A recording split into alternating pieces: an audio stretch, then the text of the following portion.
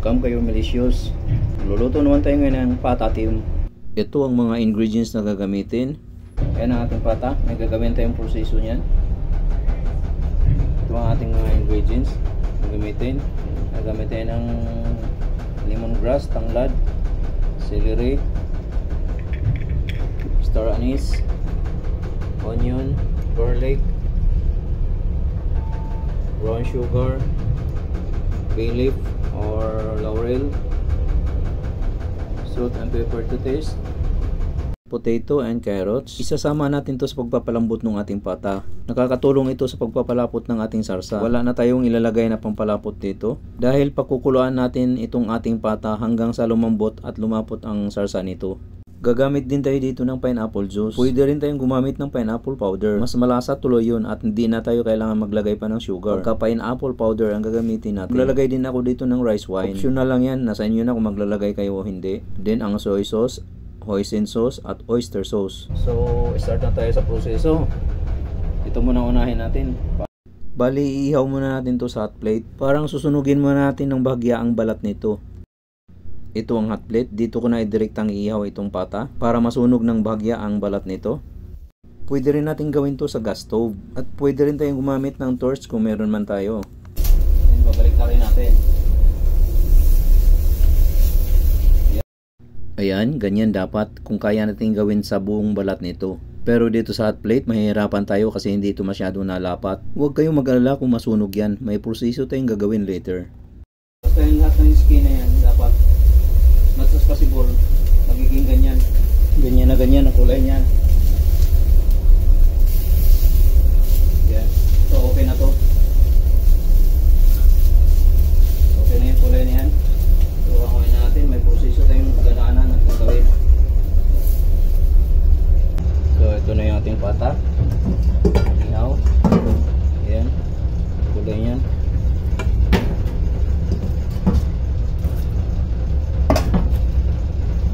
So ganito gagawin natin yan. Bukasan natin yan, tapos bubrasin natin.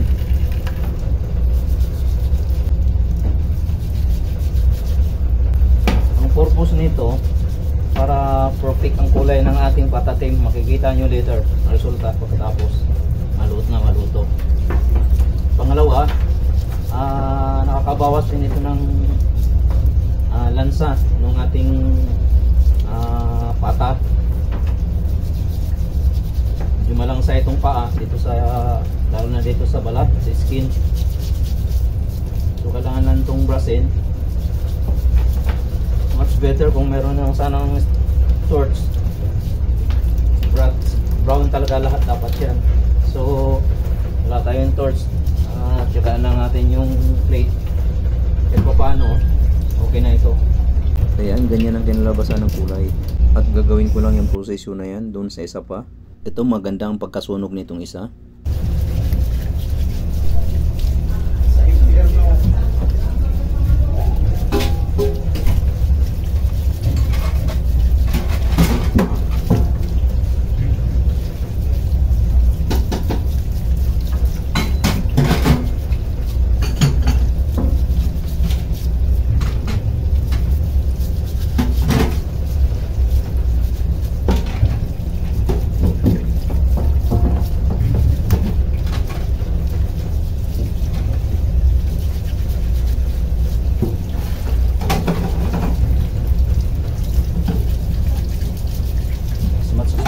Magiging brown nga itong outer skin niya.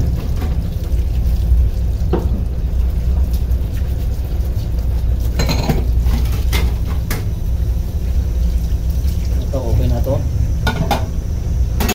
Ito yung sinasabi kong proseso. Ayan o, ang ganda ng kulay, golden brown talaga. So proceed na tayo sa next step. Ito yung dalawa nating pata. Look at the color. Susukin muna natin yung lahat ng gulay. Bali brown natin yung lahat ng gulay. Lalagay lang ako ng coconut oil. Brown lang natin ito na sabay-sabay.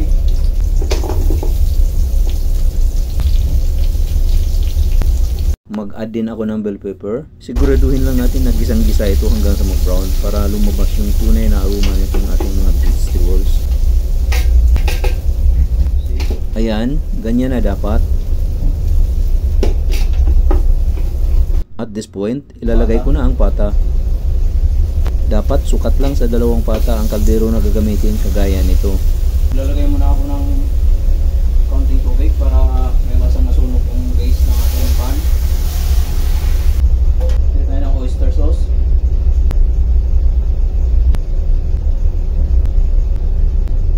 Yan ang hoisin sauce. Next ang soy sauce, star anise, bay leaf or laurel, din ang pineapple juice, pepper powder, brown sugar, salt to taste, lastly ang lemongrass or tanglad. This time maglalagay na ako ng water ng full. Sa paglalagay ng tubig, dapat nakalagpas talaga doon sa level ng ating pata. Kagaya nito, ganito dapat ang level ng tubig. Okay, pakuluin muna natin to bago natin i-reduce ang setting ng ating stove. Cover ko muna para madali na itong kumulo. After a few minutes, check na natin. Ayan, kumulo na. This time, maglalagay na ako ng rice wine. Optional lang bali ito. Nasa inyo na kung gusto nyo maglagay or hindi. Tatakpan ko na ito at palalambutin natin ito sa pinakamahinang setting ng ating stove ng at least 2 hours hanggang sa lumambot at lumapot ang sarsa nito. Naglagay ako ng aluminum foil para silyado ang ating takip at mapadali nito ang ating pagpapalambot. Sa pagpapalambot ng ganitong recipe, dapat slow cooking talaga, hindi pwedeng malakas ang apoy. The more na malakas ang apoy, mas matagal lumambot at hindi maging maganda ang resulta nito. So balikan lang natin to after 1 hour. Maaari namang mapaaga ang paglambot nito depende sa quality ng ating karne. After 45 minutes, need din itong i-check at baliktarin para nakakasigurado tayo. After 1 hour and 45 minutes, check na natin. Ooh, wow. Look at that. Oh, yan na yung sinasabi ko. So, ginawa natin proseso na magiging tsura ng kulay nito pagkatapos maluto. Tignan nyo. See? Look at that. Our patatim.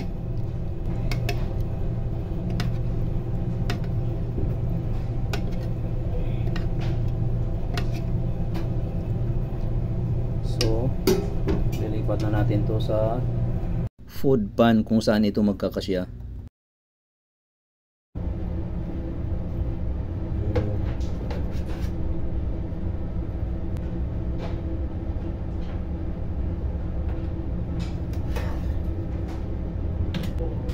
Need lang natin salain yung sauce.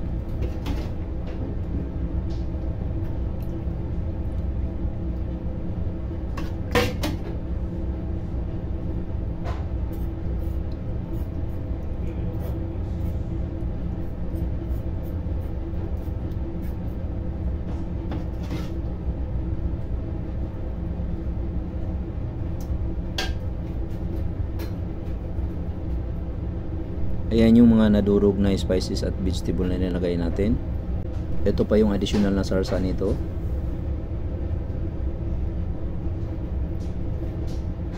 Ayan o, sulit ang proseso na ginawa natin.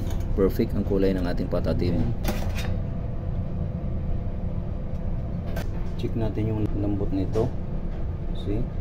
Yung tinidor, sagad. Super lambot, no? Yung skin niya pag yung law, oh.